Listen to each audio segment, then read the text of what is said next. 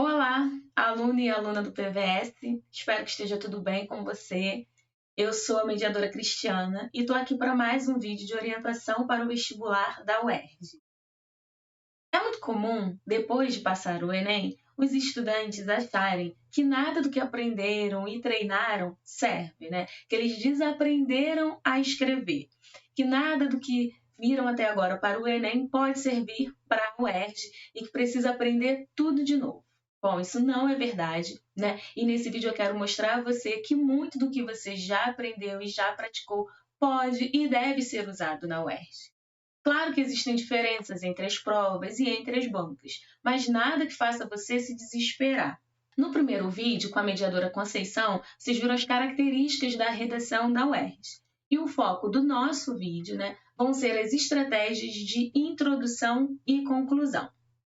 Mas, antes de a gente passar para os parágrafos em si de introdução e conclusão, vamos ao nosso planejamento. Toda e qualquer prova de redação deve começar pelo planejamento. Para a gente fazer esse exercício rapidamente, eu trouxe o tema da UERJ de 2019. É justificável cometer um crime para vingar outro? Esse tema foi feito com base no livro O Seminarista, de Rubem Fonseca. Bom, eu sempre gosto de interpretar o tema pegando as palavras-chave para poder analisar. A gente tem aqui a palavra justificável, que segundo o dicionário é aquilo que pode ser justificado, ou seja, isento de responsabilidade, legitimado. A gente tem também a palavra crime, que significa uma transgressão imputável da lei penal. E por último, nós temos o verbo vingar, ou seja, castigar, punir. Então, o tema pergunta se é justificável, se pode ser isento de responsabilidade você transgredir a lei para castigar outra pessoa. Bom, nós temos 3 caminhos possíveis para responder esta pergunta. Afirmativo, sim, é justificável. Negativo, não é justificável. Ou ainda a gente pode optar pelo caminho do depende, Depende do crime, depende da vingança, enfim.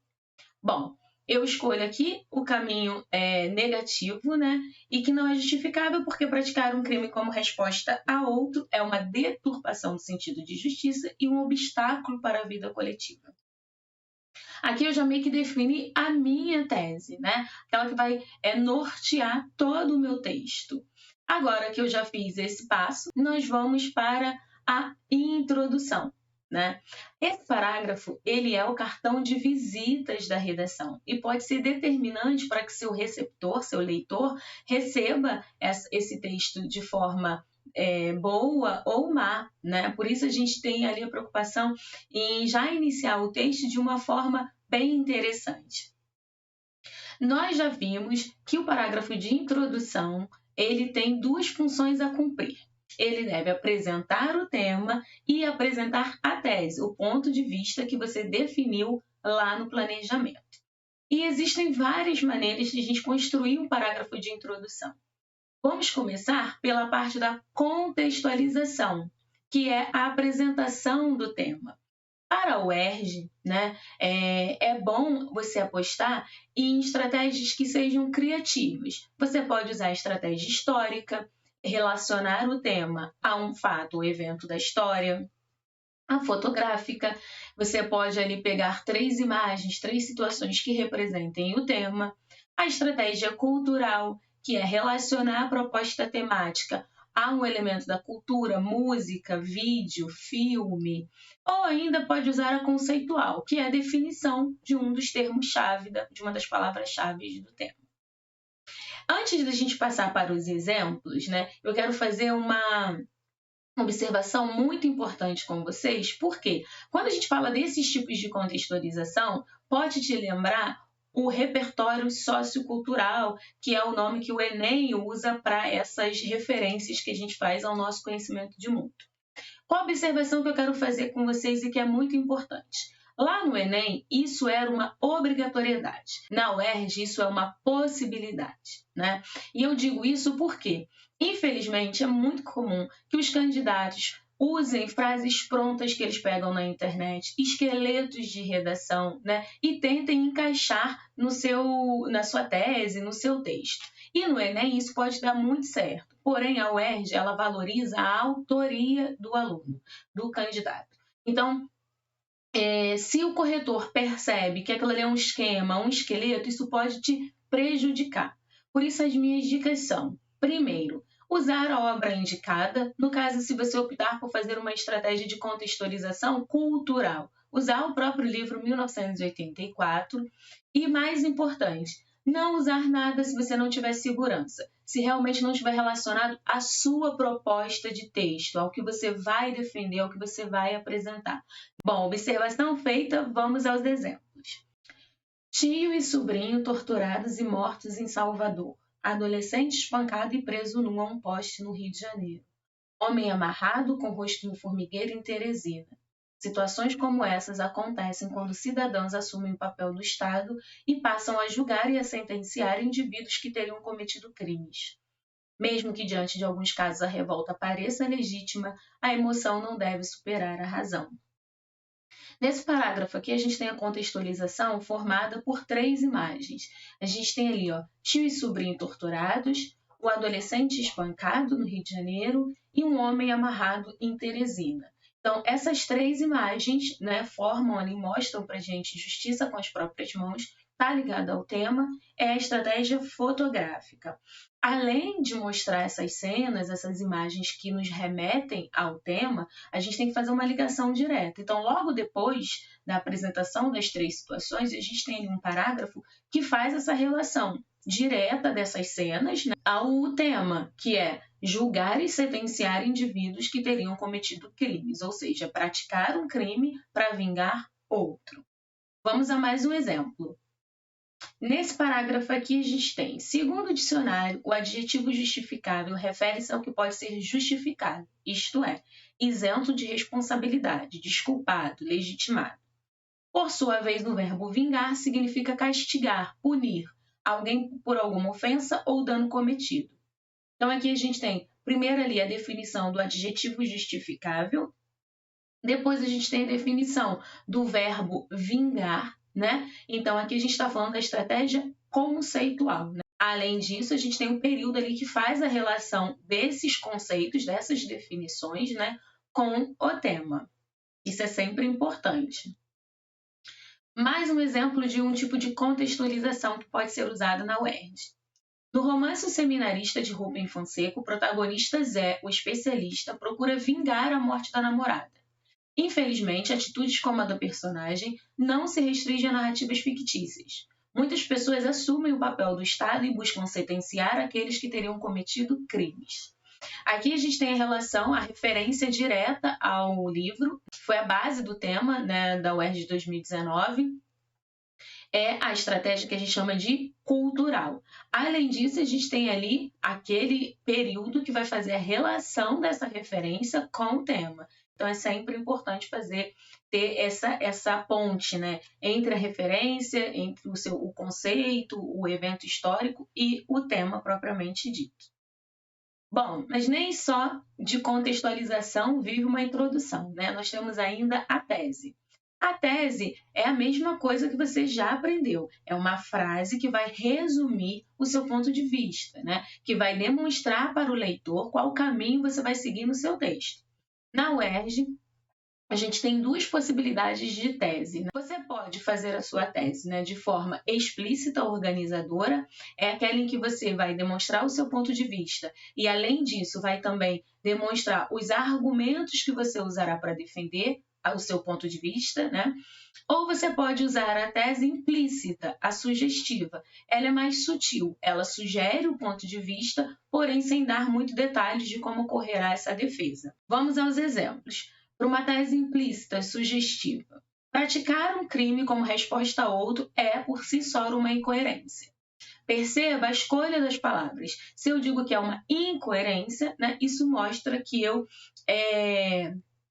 não concordo, acho que não é justificável. Para a tese explícita, praticar um crime como resposta a outro deturpa a noção de justiça e fere os princípios da organização social.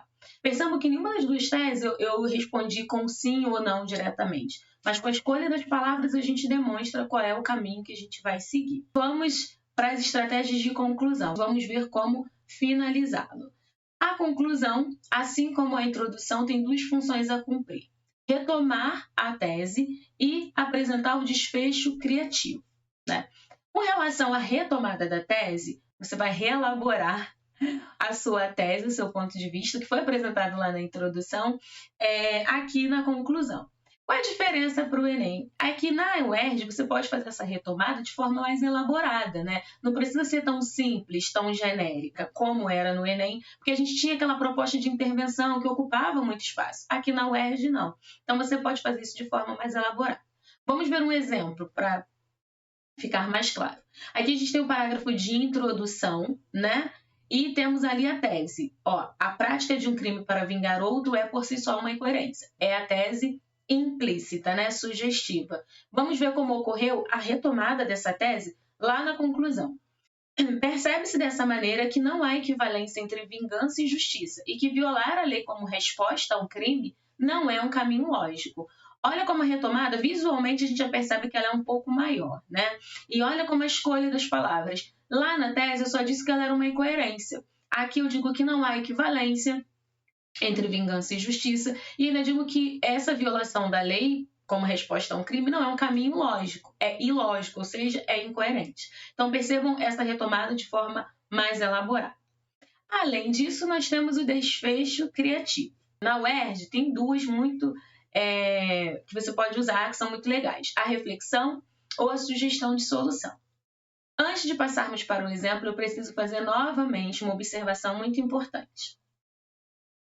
Sugestão de solução é diferente de propostas de intervenção. Gente, a proposta de intervenção, ela é específica, é aquela que tem que apresentar aqueles 5 elementos, né? E é exclusiva do Enem. Quando eu falo em sugestão de solução, ela é mais genérica, ela é mais abrangente. Você vai apenas apontar um caminho, apontar uma direção, sem dar muitos detalhes.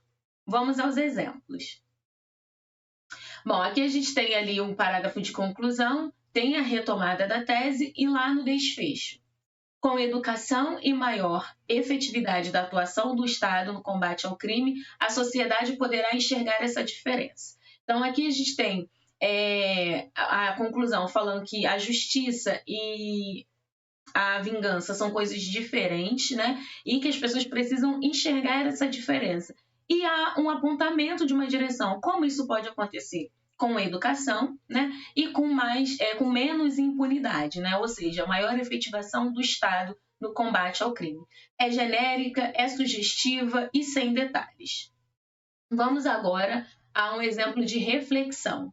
Mais uma vez a gente tem um parágrafo, né? No início tem a retomada da tese e depois nós vemos: o que seria da vida coletiva se todos deixassem se levar pela emoção e agissem dessa forma? Ou seja, cometendo um crime para vingar outro. A resposta nos mostra a incoerência que há em cometer um crime como resposta a outro. Percebam que o texto ele não finaliza com uma questão aberta, tá? Essa questão foi só para levantar uma reflexão. Se todo mundo resolvesse se vingar, praticar um crime, né, para vingar outro, seria um caos. Ou seja, essa nossa resposta, a pergunta nos leva à reflexão, ela já mostra que há uma incoerência nessa prática. Então, aqui a gente tem uma reflexão, certo?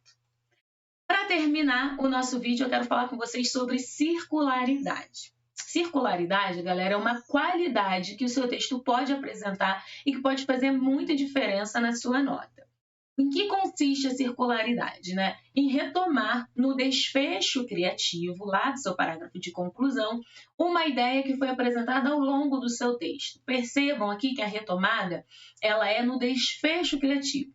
Você vai fazer a retomada da sua tese, né, no início, e lá no desfecho criativo você pode recuperar alguma ideia, alguma referência que você usou ao longo do seu texto. Vamos ver um exemplo para, na prática, entender como isso acontece. Bom, aqui nós temos 2 parágrafos, né? O primeiro é o parágrafo de introdução e depois é o parágrafo de conclusão. No parágrafo de introdução, nós temos ali na contextualização a referência ao romance O Seminarista, né? De Rubem Fonseca.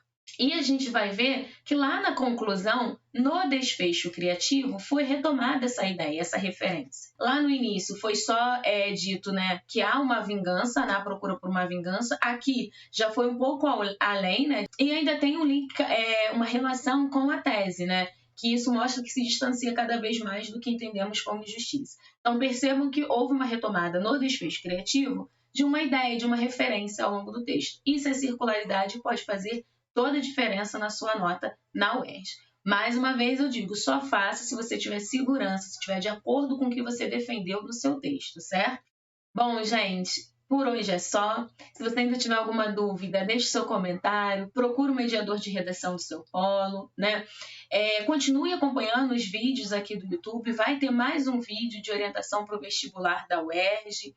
E, claro, pratique, né? Redação não é só teoria, é preciso praticar. Muito obrigada pela sua atenção e para todos que vão fazer a prova da UERJ, uma boa prova. Até a próxima!